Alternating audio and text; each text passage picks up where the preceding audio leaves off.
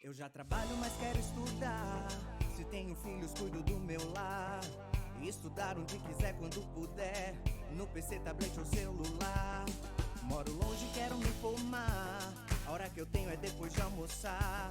Praticidade tem o nome, polos em todo o país. Online posso me formar. EAD, Unicesumar tem qualidade de ensino pra você criar. EAD, Unicesumar, você escolhe a hora que quer estudar. EAD, Unicesumar em cada canto do Brasil, porque melhor não há. EAD, Unicesumar, do meu jeito, no meu tempo, em qualquer lugar.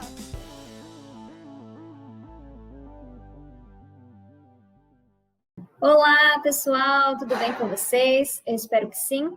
Para quem não me conhece ainda, eu sou professora mediadora do curso também, sou a professora Fernanda, e hoje vou estar aqui com vocês nessa quarta aula ao vivo, juntamente com a professora GCL, que vai estar encerrando o ciclo de aulas ao vivo da disciplina, e desta vez, esta última aula, como vocês já foram avisados, não será ao vivo, pois agora no dia 21, que seria a data da última aula, é feriado. Por isso, a gente está gravando essa aula para vocês com muito carinho. A professora GCL vai trazer todos os conteúdos como se fosse ao vivo, vai ter muita informação aí para vocês aprenderem. E em caso de qualquer dúvida, já sabem que vocês podem enviar mensagem para o Fale com o Mediador, para a professora mediadora de vocês.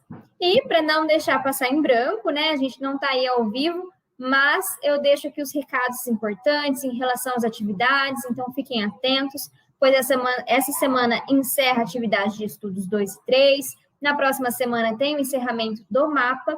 Então, para quem ainda não realizou essas atividades, se organize para conseguir concluir com calma, com tranquilidade, porque se surgir dúvidas, vai ter tempo aí de comunicar a gente, de tirar as dúvidas com a gente. Então, se preparem, se organizem, realizem as atividades de vocês e vamos aí para a nossa quarta aula com a professora Gessiele. Professora, seja muito bem-vinda novamente aqui ao nosso curso, a nossa disciplina de Psicologia e Desenvolvimento da Criança, e eu deixo com você. Até mais. Obrigada. Que bom estar com vocês agora, finalizando a nossa disciplina. Nós vamos hoje trabalhar com um cuidado maior sobre o tema família e escola, as instituições sociais como fatores de risco, proteção e prevenção do desenvolvimento da criança. Olha que responsabilidade, né? Então vamos lá. Nós fizemos um caminho muito legal na nossa disciplina, que é trabalhar a base, né, os teóricos que fundamentam toda a nossa linha de atuação. Nós perpassamos sobre as questões do desenvolvimento cognitivo, nós trabalhamos o papel e a função do psicopedagogo dentro da parte avaliativa do aluno e da parte de intervenção também, trabalhamos a questão do desenvolvimento emocional da criança, trazendo ali a fala da professora Jéssica na última sessão, perdão, é que eu acabei de sair do trabalho e ainda estou com o termo sessão em mente. Na nossa última aula, a professora Jéssica nos auxiliou no processo de compreensão do desenvolvimento emocional da criança, usando, para tanto, o velho Freud, né? Ela é psicanalista e atua com crianças já há bastante tempo. E hoje a gente vai trabalhar esse processo de desenvolvimento infantil sob o olhar da escola e da família. Então, é muito interessante o caminho que os autores, né, que a Juliana Araújo Alencar e o professor Alex Galo, traçam para o material, porque eles partem, parece que não estou falando de psicopedagogia, de desenvolvimento de criança, parece que eu não estou falando disso, e de repente eles vão amarrando os conceitos, e a gente vai dando um sentido para esses conceitos. E aí, nas aulas ao vivo, a função sempre é incrementar aquilo que vocês já possuem no material, nas aulas gravadas. Hoje, o objetivo é trazer algumas informações que acrescem ao conteúdo do material de vocês.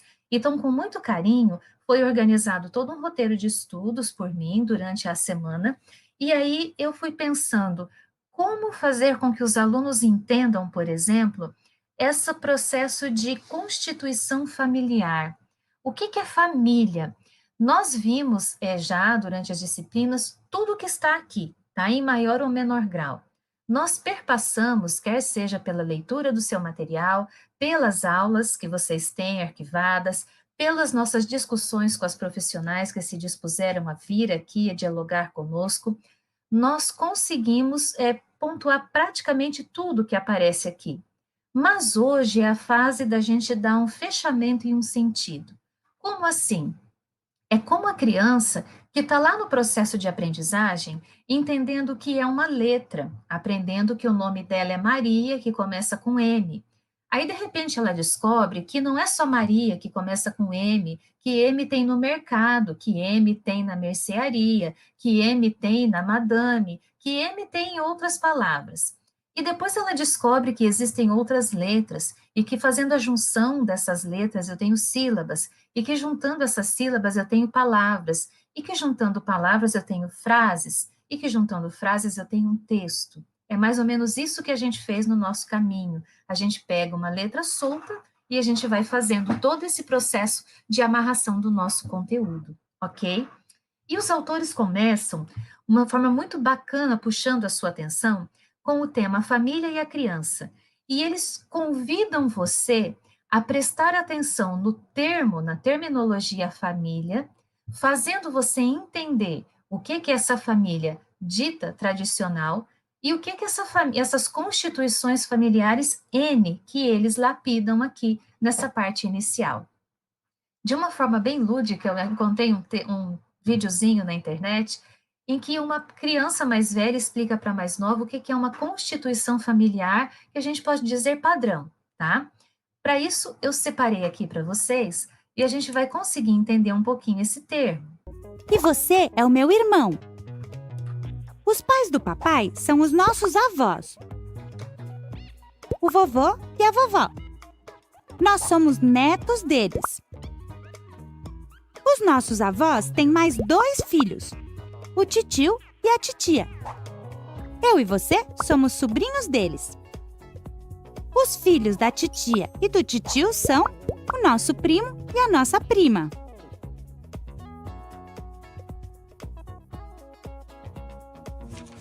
Você está entendendo, maninho?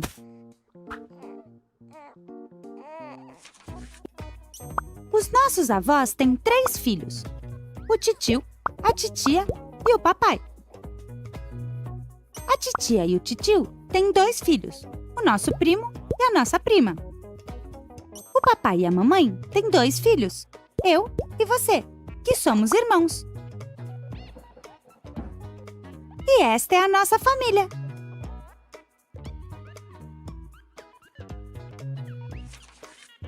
Entendeu? Sim, entendi. Uau!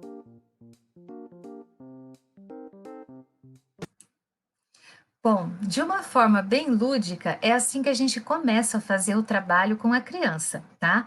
E o que ela tem que entender? Ao redor dela, quem fica com ela e quem cuida dela. Então, claro, ali ela mostrou a família do vovô, vovó, papai, mamãe, titio, titia. Antes da gente fazer uma dinâmica assim, numa escola, por exemplo, a gente vai investigar um pouco como é a constituição familiar. E é isso que os autores chamam a nossa atenção aqui. Bom, mas os autores não param por aí. Eles mostram para você o seguinte: existe essa família e constituição padrão, mas existem as constituições familiares de N tipos, em especial nos dias de hoje. Então, existe a família unilateral, existe a família homoparental, existe a família em o lar provisório para crianças, tá? Então, existem N tipos de forma dessa criança ser cuidada. Por que os autores chamam a atenção disso aqui? Lembra quando nós trabalhamos nas aulas anteriores, em especial na aula passada, que a criança ela chega ao mundo necessitando de um cuidado total.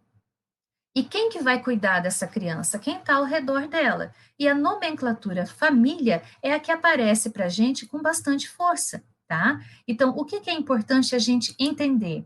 É importante a gente compreender que quando os autores provocam, né, aguçam a nossa curiosidade, é para a gente parar e pensar como que eu posso trabalhar com a minha criança da melhor forma possível, quer eu esteja numa sala de aula, quer eu esteja no ambiente clínico, por exemplo, tá?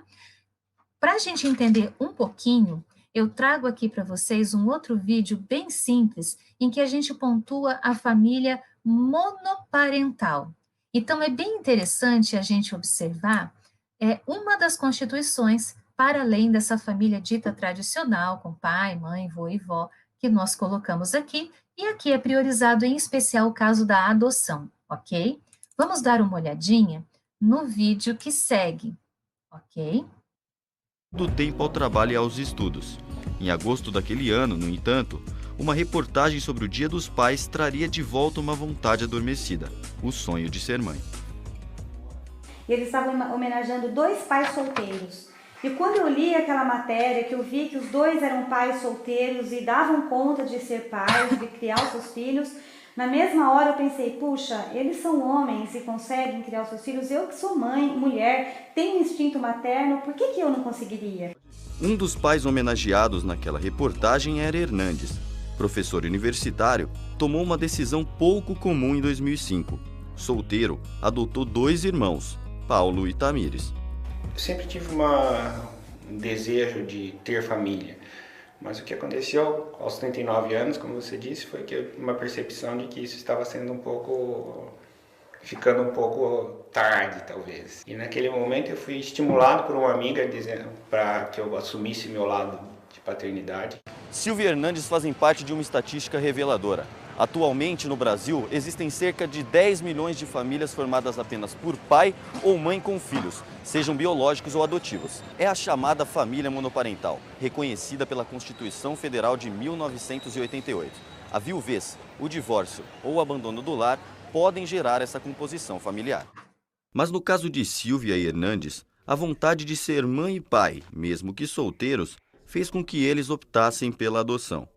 Esse sonho, porém, só pôde ser concretizado graças ao ECA, o Estatuto da Criança e do Adolescente, que garante: podem adotar os maiores de 18 anos, independentemente do estado civil.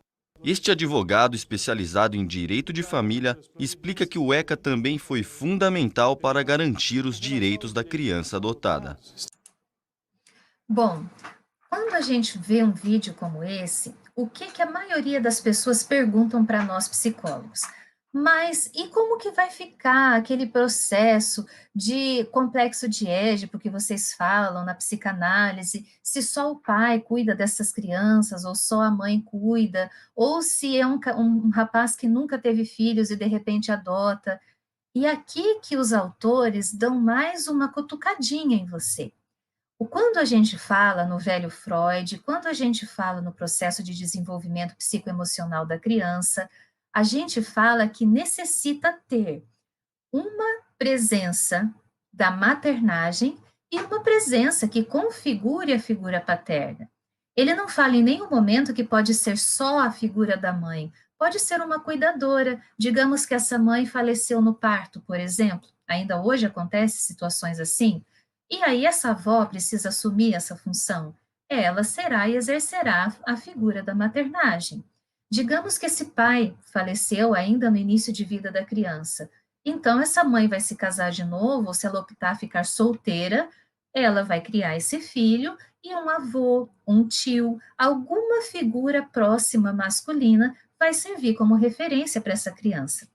Então, quando Freud fala isso, a gente não pode esquecer o período histórico no qual ele vive. Então, naquela época, não era normal, não era tranquilo ter uma configuração familiar como essa. E aí os autores dão uma outra cambalhota aqui no texto. Por que eles colocam essas configurações diversas de família? Porque eles vão ressaltar o seguinte: a criança necessita ser cuidada, tá? Então, o que a criança espera quando ela chega ao mundo, em especial quando ela é bebê, caso ela seja adotada pequena, ou antes dos 8 anos de vida? Ela quer afeto, ela quer cuidado, ela quer atenção, ela quer saber qual lugar que ela ocupa nessa sua vida diária. Então, independente da configuração familiar, se essa criança se sente pertencente aí o restante do mundo vira quintal, entendeu? Porque aí o centro é onde ela recebe o amor, o carinho, a atenção, o cuidado, tudo aquilo que nutre emocionalmente, para que ela consiga se sustentar e se desenvolver a contento. Aí os autores convidam você a prestar atenção nos núcleos familiares e as configurações afetivas desses núcleos familiares. É muito legal a forma como eles sistematizam as ideias. Então, vamos prestar atenção. Quando a gente fala em um núcleo familiar, a gente fala da característica que se sobressai naquele núcleo. É uma família em que tem o carinho que prepondera, é a hostilidade, como que é a comunicação nesse núcleo familiar, é uma comunicação truncada, é uma comunicação fluida, é uma comunicação interrompida a todo instante. Como que se organiza essa família independente da sua constituição? Pode ser a criança que mora com os avós, a criança que mora só com a mãe, só com o pai, só com a mãe adotiva, só com o pai adotivo. Esse termo adotivo, né, é meio... A gente fala filho, né? Quem não tem filho ainda, vocês vão perceber que eu tenho 2 filhas, né? Todos nós temos que adotar o filho, tá? Na sala de parto, só fazendo um parêntese, porque isso é muito lindo na psicologia. Na sala de parto, a gente necessita fazer a adoção daquele serzinho que está ali. Embora ele tenha saído da gente, se não acontece essa adoção afetiva, o que é isso? É quando a gente entende que a nossa vida muda a partir dali.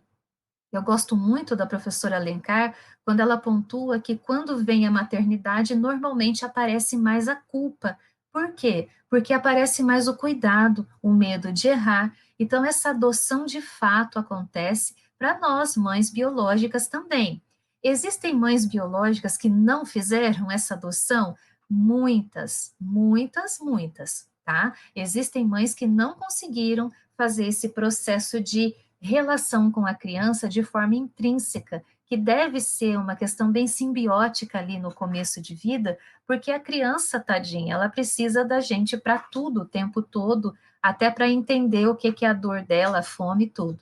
Enfim, nesse núcleo familiar, dessa configuração, vai ter alguns elementos que vão emergir com maior intensidade. Você que vai trabalhar na linha da psicopedagogia, você que é professor, você lida com isso todos os dias. Às vezes as pessoas dizem, você não pode misturar a questão educacional com a vida pessoal da criança.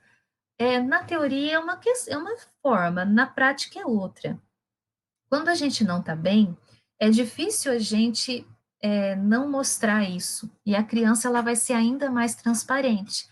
E esses estilos de educação que ela percebe em casa, essas famílias disfuncionais que a gente acaba vendo, que horas tendem, né, para o processo de violência, como é colocado aqui, isso vai aparecer para você, vai aparecer para a gente que lida com gente, com ser humano, com pessoas, tá? E aí a gente vai começando a entender o porquê que os autores da psicologia, todos em maior ou menor grau, pedem assim para você.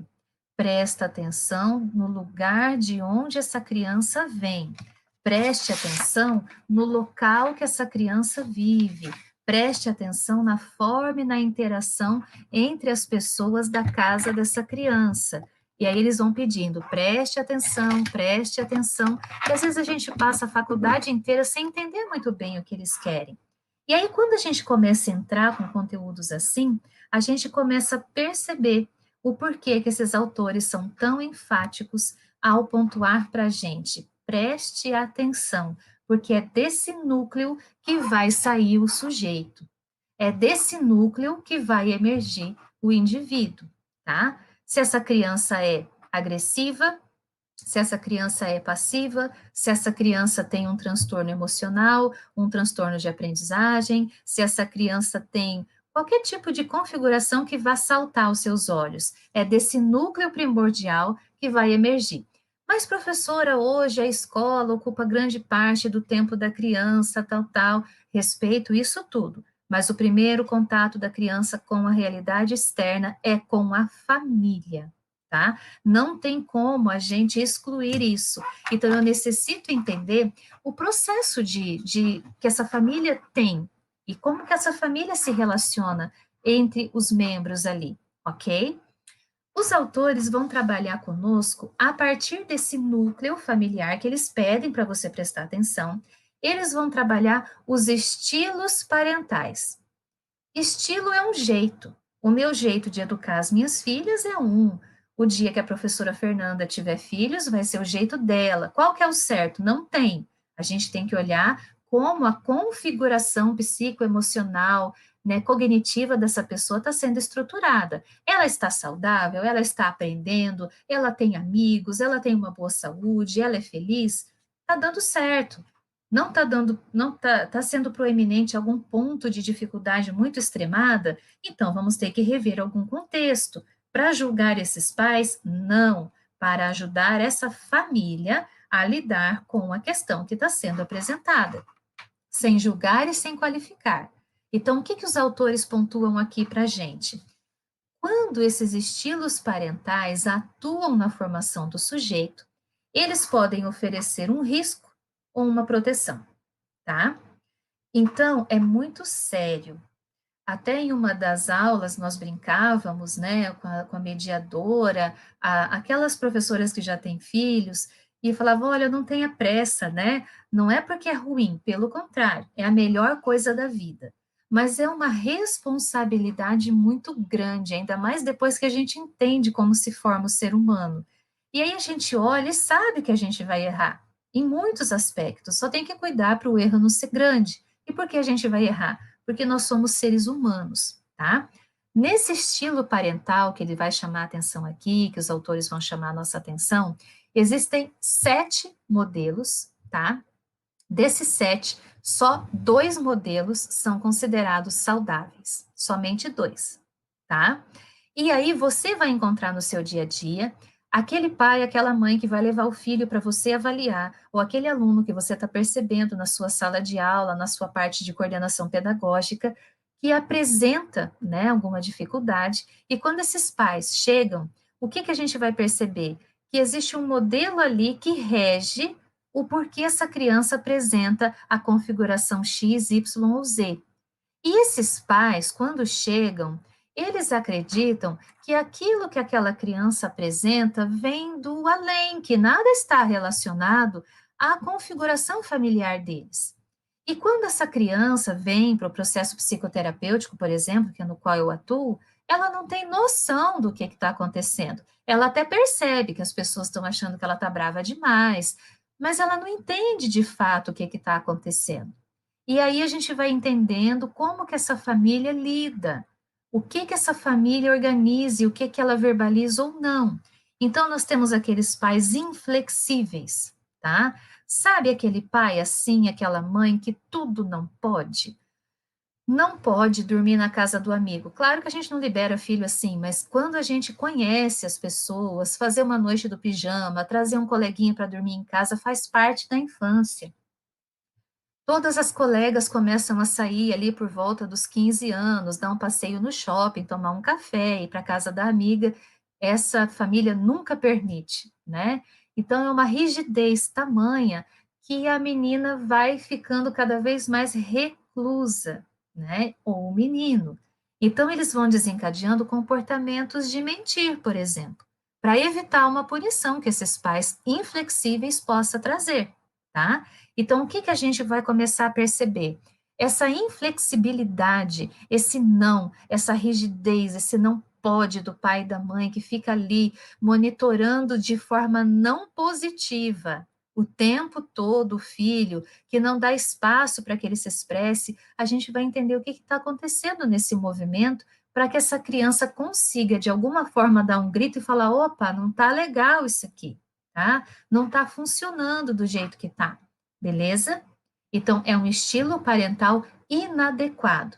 E a gente chega e fala assim para os pais, escuta aqui, o jeito que você está fazendo não está legal, vai adoecer seu filho. Não, porque eles também não sabem que estão errando. Do jeitão deles, eles acham que estão fazendo um bom trabalho e errado é quem não está fazendo como eles, tá?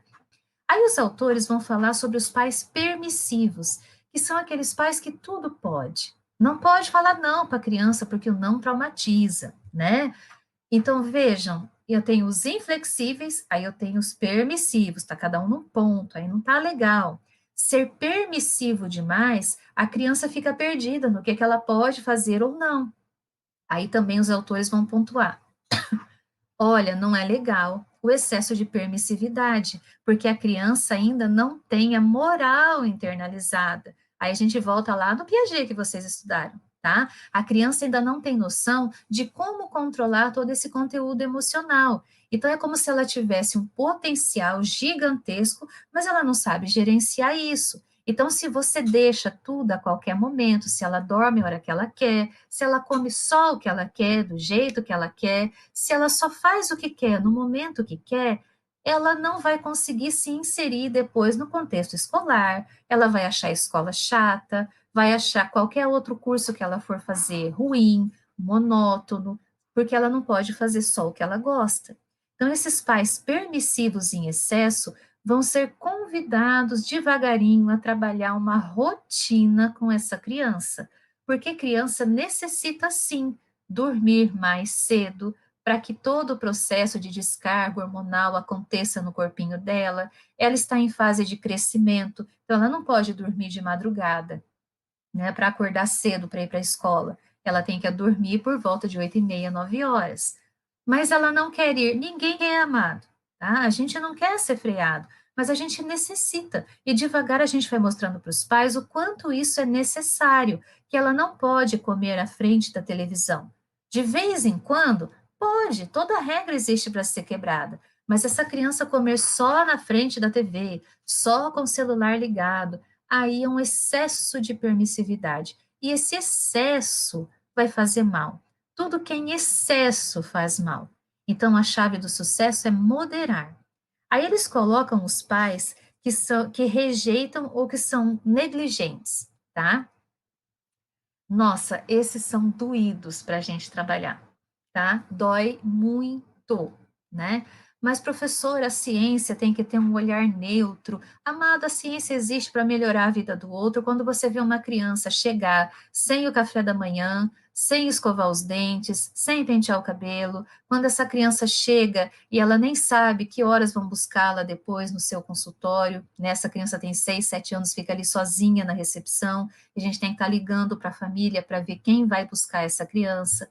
Quando a gente recebe criança vítimas de maus tratos, arranhada, machucada, quando a gente recebe criança que não consegue confiar no outro, porque dentro do núcleo familiar dela não existe constância, existe a negligência dos cuidados básicos para com a saúde dessa criança, ela não come o que ela precisa comer, não dão banho do jeito que ela deveria dar, a tarefa nunca é acompanhada, esse material está sempre faltando, é aquela criança que chega sempre atarentada, atordoada na escola, ou é aqueles pais que rejeitam, que deixa essa criança dias com a avó, né?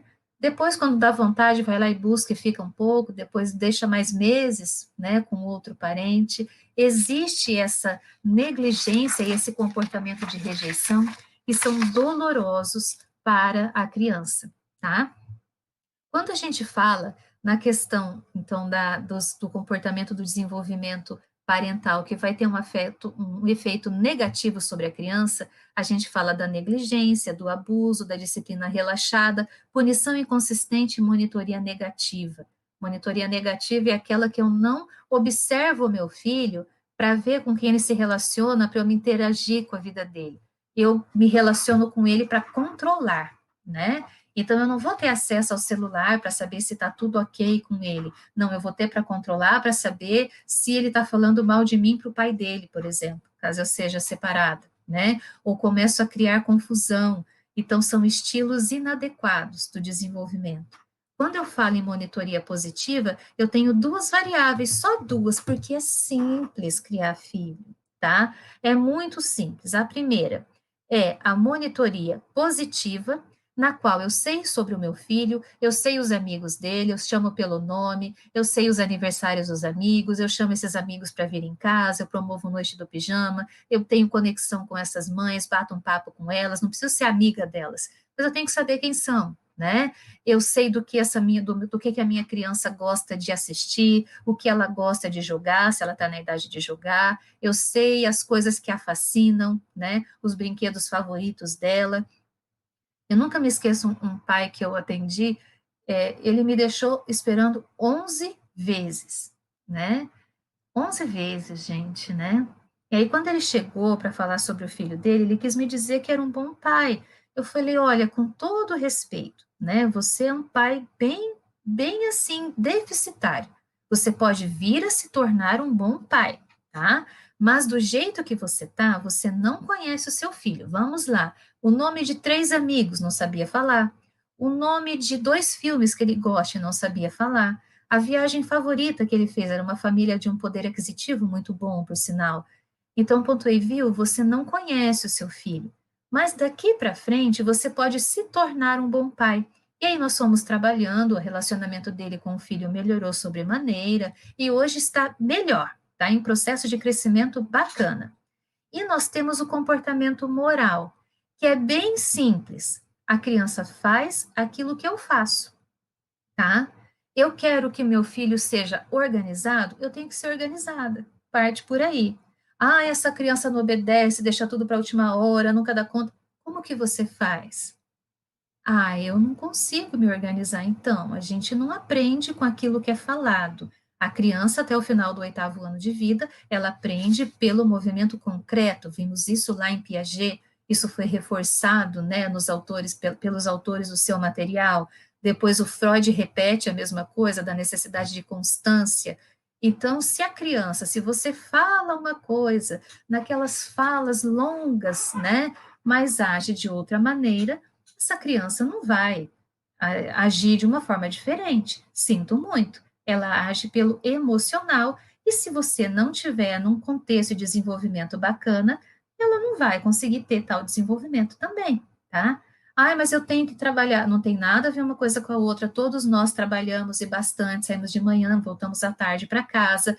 Todos nós temos uma rotina puxada de trabalho e de cuidados.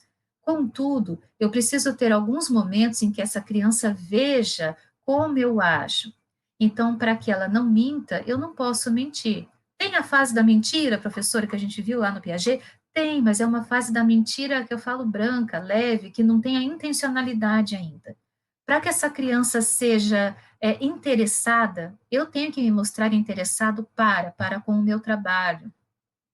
Para que essa criança goste da escola, eu tenho que gostar do que eu faço, por mais que eu canse, eu tenho que chegar com um sentimento de prazer em casa. Então, veja, o comportamento moral é: eu faço, eu falo para você fazer e eu faço aquilo que eu falo para você fazer. Eu gosto muito de um exemplo do Buda, tá? E Buda, ele era muito sábio. Por que Buda? Porque a parte do budismo, ela é muito trabalhada na gestalterapia, né? Porque Pierce passou um tempo nos mosteiros budistas. E uma mãe chegou e falou assim, olha, Buda, o meu filho é alérgico à comida tal e ele não para de comer. Por favor, manda ele parar de comer. Aí ele disse, daqui 60 dias você volta. Aí a mãe não entendeu, mas voltou depois de 60 dias. Aí o Buda disse para o menino, não coma porque isso faz mal, não vai trazer bem para o seu corpo, tal, tal. Aí a mãe olhou para ele e falou, escuta, por que você pediu para eu voltar em 60 dias e só agora você falou para ele não comer a comida? Aí Buda disse, porque naquele dia eu ainda comia, como que eu ia falar para ele não comer? Porque eu gosto, eu acho que é bom, eu não ia conseguir falar, né? Então a gente tem que mostrar para o outro que aquilo que eu faço tem coerência com a minha fala. Na formação em gestalterapia, que é a linha que eu trabalho, nós temos workshops. Então, a gente tem o sábado, o dia todo de treinamento, às vezes domingo, em que a gente replica os experimentos de Pierce. Então, o que a gente ouvia muito, gestalterapia é uma forma de vida, não é só uma terapia, não é só uma linha da psicologia. Então, aquilo que a gente fala para com o cliente, aquilo que a gente pede e orienta, a gente tem que fazer também, tá? Quando a gente dá um salto aqui para a interação com a escola, porque depois, o que os autores fazem aqui? Pormenorizam isso tudo que eu dialoguei com vocês, tá? Quando a gente chega lá na interação da família com a escola, hoje nós temos a hipertrofia da escola, nós temos toda essa questão já trabalhada, mas a gente tem que entender o que é a função de cada um. Para isso, eu separei um pequeno vídeo do Mário Cortella, tá?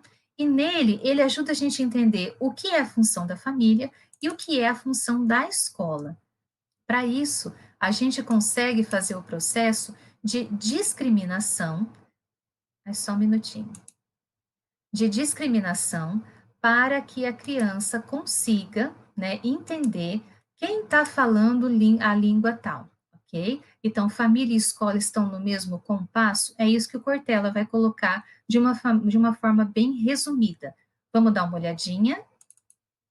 Um pai me perguntava, professor, o que é que a família pode fazer para ajudar a escola na educação dos nossos filhos?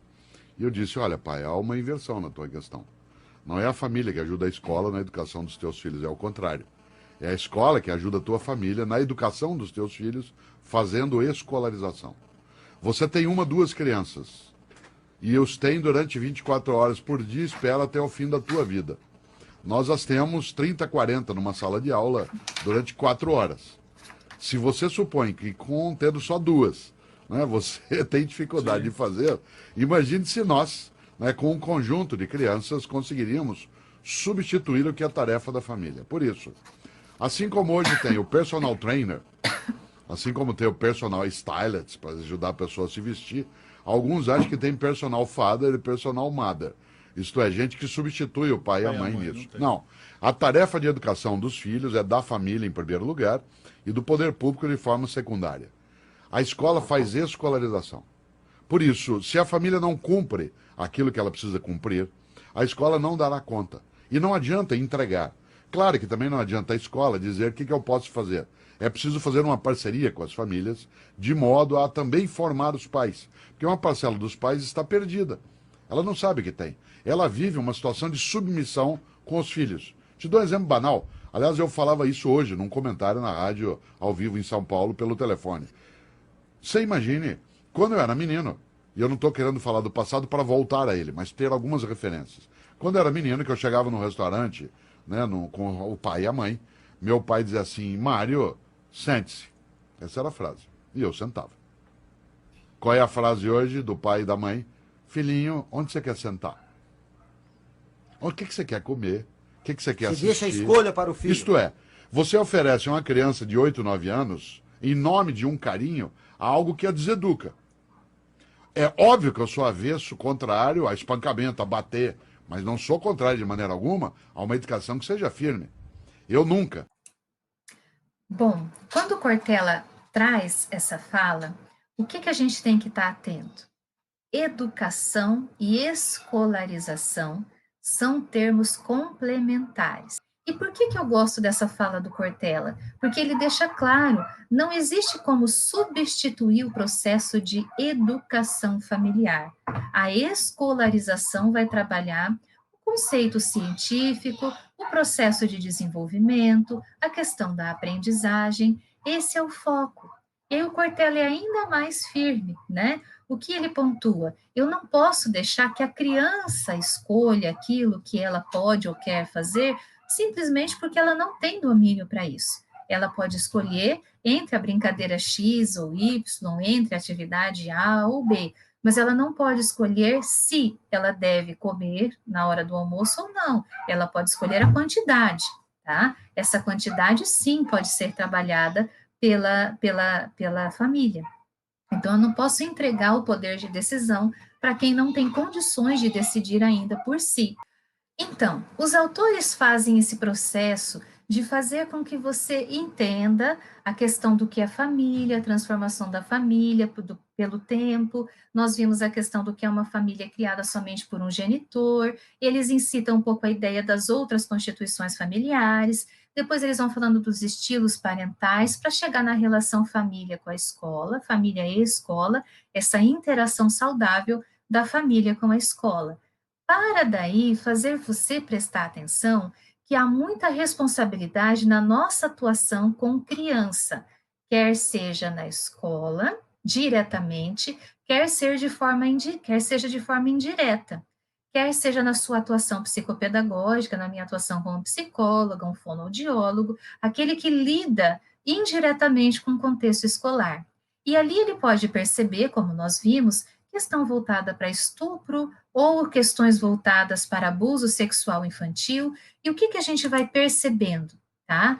que a nossa responsabilidade, os autores chamam a atenção depois lá no finalzinho do livro, para os passos que a gente tem que dar no nosso movimento de cuidado para com essa criança, né?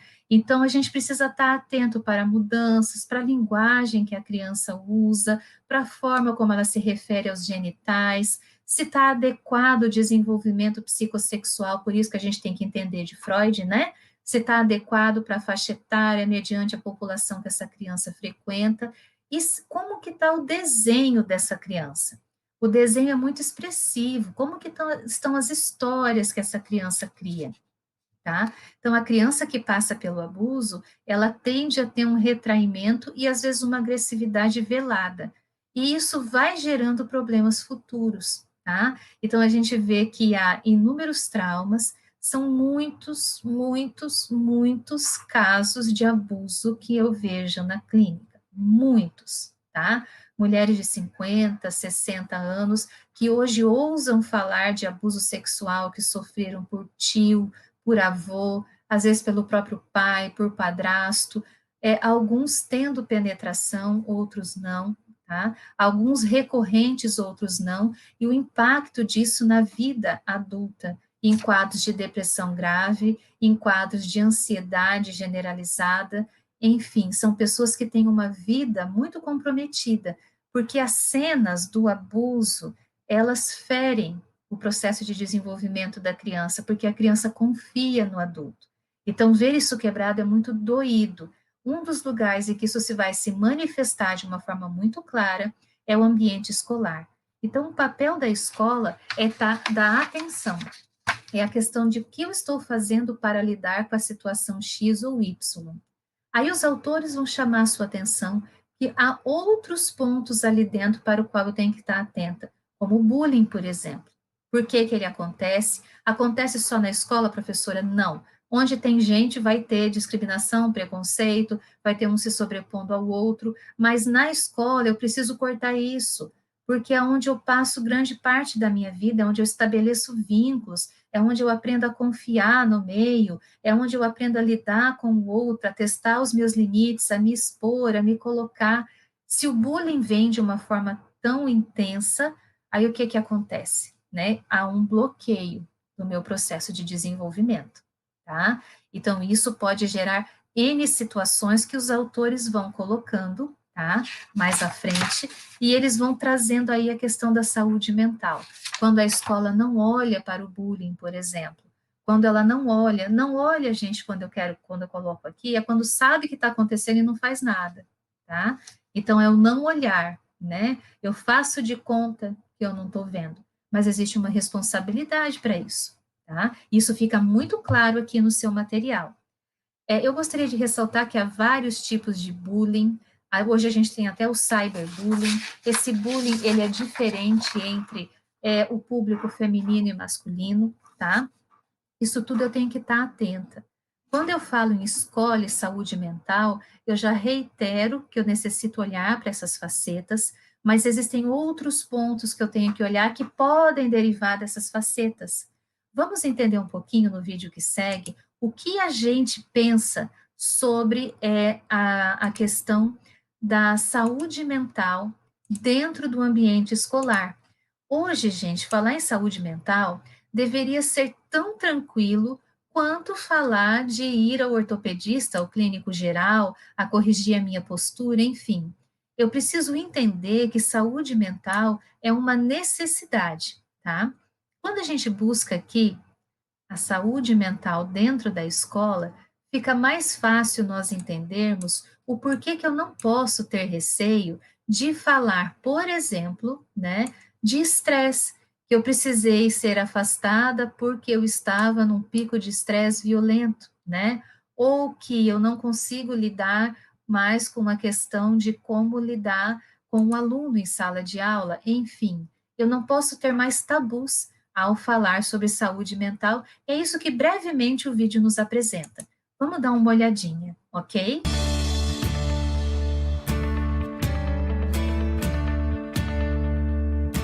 Tem um tabu falar de suicídio, tem um tabu falar de depressão.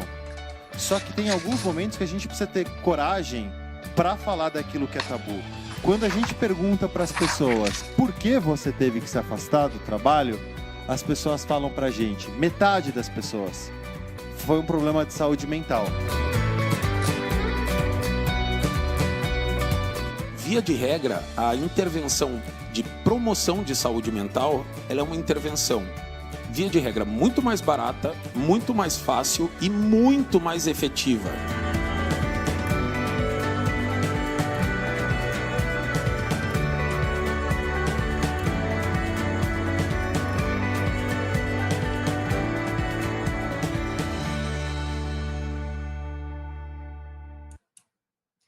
E é tão simples, gente, trabalhar com uma forma de prevenção.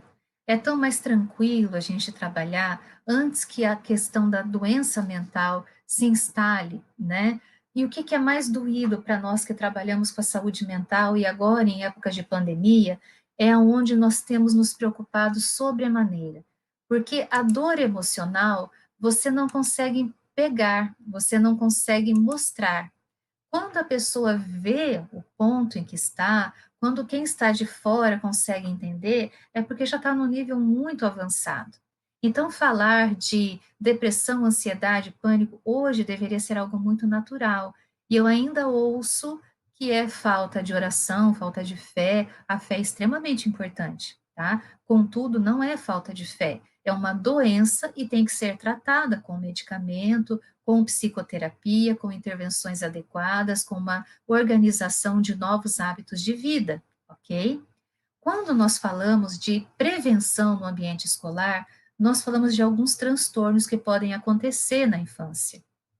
Estamos vivendo uma fase atípica da nossa vida, na qual as crianças e adolescentes tiveram mais de um ano retirado da vida deles.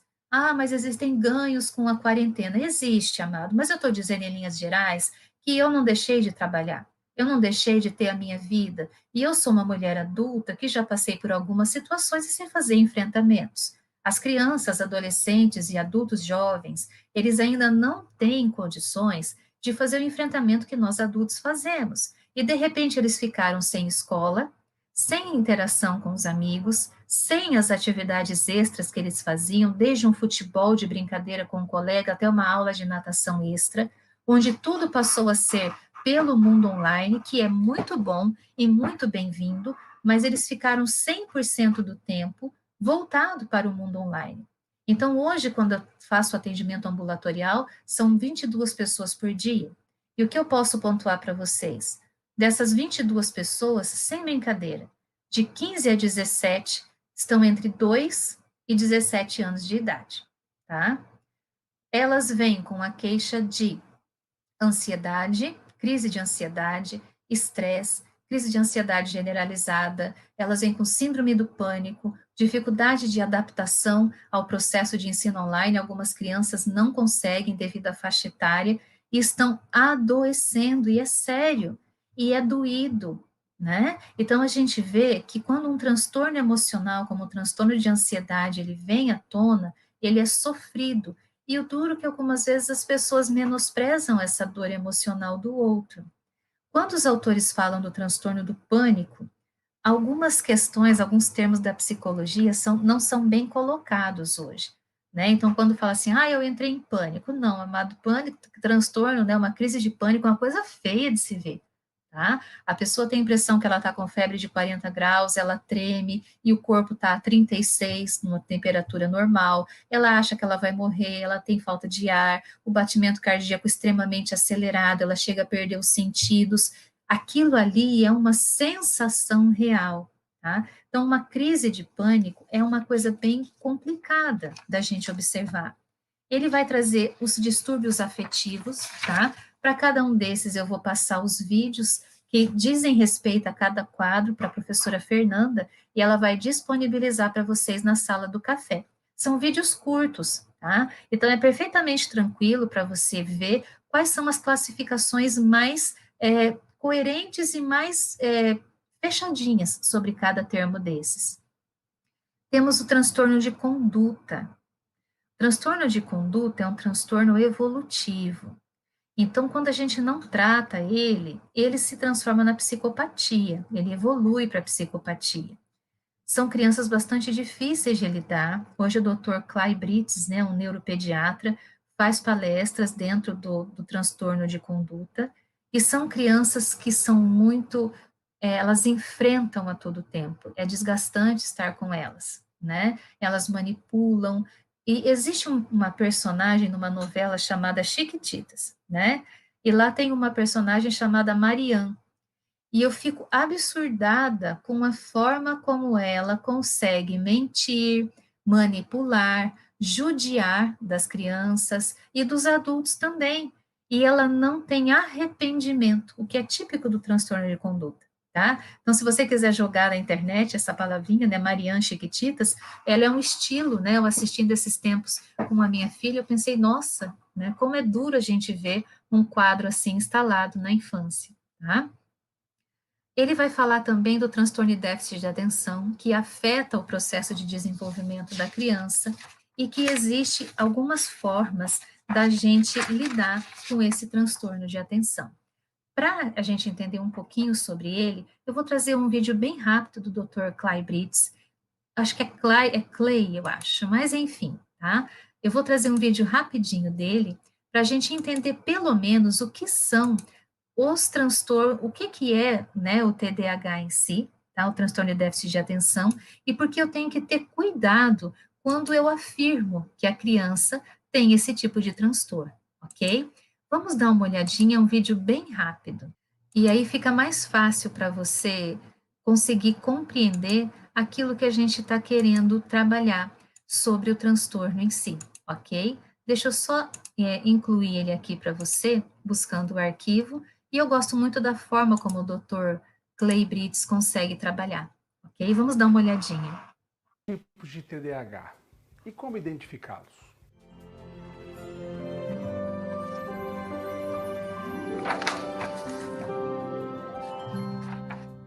Olá, tudo bem? Aqui é o Dr. Clay Britz, sou neurologista infantil da Neurosaber e a gente vai conversar hoje sobre um assunto muito importante. Os tipos de transtorno de déficit de atenção e hiperatividade. Por que é importante falar sobre isso? Porque o TDAH tem dois grandes tipos. O TDAH do tipo desatento e o TDAH do tipo combinado. Muitas pessoas ainda acham que o TDAH é um transtorno em que a hiperatividade, a inquietude e a impulsividade ocorrem em todas as crianças que são portadoras desse transtorno. E isso não é verdade. Isso ainda persiste como um mito. 30 a 40% das crianças com TDAH não são hiperativas, não são impulsivas. Elas são simplesmente desatentas em excesso, ou seja, apresentam um déficit de atenção. O TDAH do tipo desatento, ao qual a gente se reporta quando fala dessas crianças, é um transtorno no qual a criança é quieta, não dá trabalho na sala de aula. Muitas vezes ela é tímida, introspectiva, não pergunta, não faz questionamentos e precisa muitas vezes o professor estimulá-la a raciocinar, a pensar e a participar da aula. Essa criança é extremamente desatenta, muito distraída, não termina o que começa, esquecida, acaba tendo baixo rendimento em várias matérias durante todo o ano e o quadro começa muitas vezes lá atrás, mas ninguém identifica, porque muitas vezes essa criança é quieta, ela não dá trabalho na escola, então ninguém encaminha. Essa é a criança com TDAH do tipo desatento. O outro tipo de TDAH, o combinado, como o próprio nome diz, a criança tem tanto déficit de atenção quanto sinais de hiperatividade e de impulsividade. E devido a esses sinais, ela é mais precocemente identificada. A escola acaba encaminhando mais cedo para avaliação neurologista. Os pais acabam procurando equipes multidisciplinares, médicas ou não médicas, para tentar entender por que o filho é tão inquieto, agitado, impulsivo, não para, não aprende com seus próprios erros, reincide nesses mesmos erros, mesmo que a gente chame a atenção e dê para eles toda a oportunidade para que possam se organizar. Essas crianças têm muita dificuldade de aguardar a vez, de esperar, são altamente impulsivas, criam grandes problemas de relacionamento social na escola e em casa. E uma boa porcentagem delas evoluem com um quadro opositor e desafiador? O que ele deixa claro é o seguinte: quando incomoda o ambiente escolar, é mais facilmente identificado e encaminhado. Quando não incomoda, então passa batido. Então, nunca me esqueço de uma avaliação de uma adolescente que eu fiz, e ela foi passando de ano por passar, mas ela não tinha conteúdo, ela não conseguia focar, mas ela não dava trabalho em sala. Então, nunca haviam percebido o grau de dificuldade que ela tinha. Então, hoje ela está com acompanhamento psicopedagógico também, um acompanhamento cruzado, nós fazemos um diálogo muito bacana juntas, para que ela consiga retomar o processo de aprendizagem dela. Bom, quando ele coloca que no TDAH pode evoluir e pode ter o quadro de transtorno opositor desafiador, o que a gente tem que entender? Eu tenho o eixo central e as comorbidades, que foi o que nós já conversamos aqui, e a gente tem que entender que essas comorbidades vão interferir também no processo de desenvolvimento da criança. Professor, eu tenho que pegar o meu material e decorar todo ele, essas nomenclaturas? Não. Qual que é a função da nossa disciplina e qual a função da faculdade? É fazer você entender o quanto a gente sabe pouco. Então, aqui é mencionado o TEA, por exemplo, que é o transtorno do espectro autista, e por que os professores colocam de forma bem sucinta cada um deles? Para que você saiba que isso daqui pode aparecer numa rotina escolar de uma maneira muito rotineira, e você precisa ter esse movimento de parar e voltar ao material que você estudou na graduação, de buscar aquele professor e pedir novas referências sobre o tema que foi trabalhado, enfim, existe uma maneira de você conseguir conciliar a sua rotina de trabalho com os estudos, que esses estudos, gente, a gente nunca para, tá? A gente continua, é na nossa vida, é uma especialização que a gente faz, a gente precisa continuamente estar em busca de crescimento. Por quê? Porque a gente lida com vida, a gente lida com ser humano, a gente lida com gente, e é muito sério quando a gente lida com gente, porque a gente lida com sonhos, perspectivas, cuidados. Quando você lida com criança, você lida com o amor de alguém, né? Porque criança é tudo para nós. Enfim, a gente precisa entender a seriedade daquilo que a gente faz, mas a gente escolheu consciente a nossa área. Então, eu escolhi ser psicóloga porque é o que eu amo fazer. E gosto, de vez em quando, de levar um pouco do que eu sei para turmas como vocês, que estão em processo de aprendizagem, para turmas de pós-graduação. Então, fazer o que a gente gosta e vestir, né, eu falo, a capa da responsabilidade. Cada vida que entra, você é responsável por ela no tempo em que você está ali com aquela pessoa, quer essa pessoa seja um bebê de 2 aninhos ou um velhinho de 80 anos, ok? Então, o que tem que ficar marcado na disciplina para você é a necessidade contínua de pesquisas. Alguns vídeos vão ser mandados, então, para vocês, vou mandar para a professora Fernanda, ela vai disponibilizando, aí ela vê como que fica bacana, se ela disponibiliza de forma gradual ou todos de uma vez, né, em que vocês podem aprofundar um pouquinho os temas que nós trabalhamos hoje, em especial o transtorno de espectro autista, que é um vídeo um pouquinho maior, mas que foi gravado por nós, então não tem problema algum dele estar lá para vocês, ok?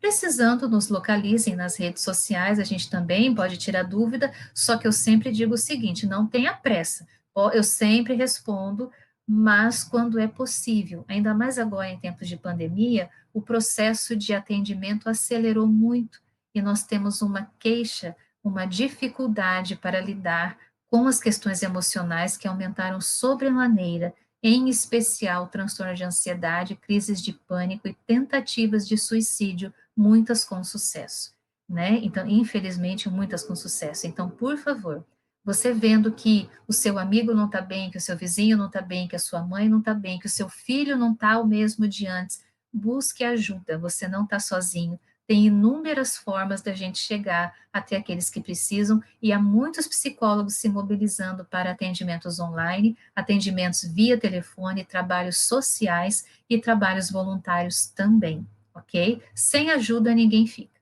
beleza? Foi um prazer estar com vocês, um prazer poder falar um pouco do que eu gosto de fazer e do que eu confio, tá bom? Então, muito obrigada, professora. Encerramos a aula aqui. Eu que agradeço, né? E o prazer foi meu em poder estar com vocês, contribuindo um pouquinho sobre a psicologia do desenvolvimento e da aprendizagem com um material tão bom que foi escrito pelos professores da apostila, do livro de vocês. Até mais, pessoal! EAD, Unicesumado, meu jeito, no meu tempo, em qualquer lugar.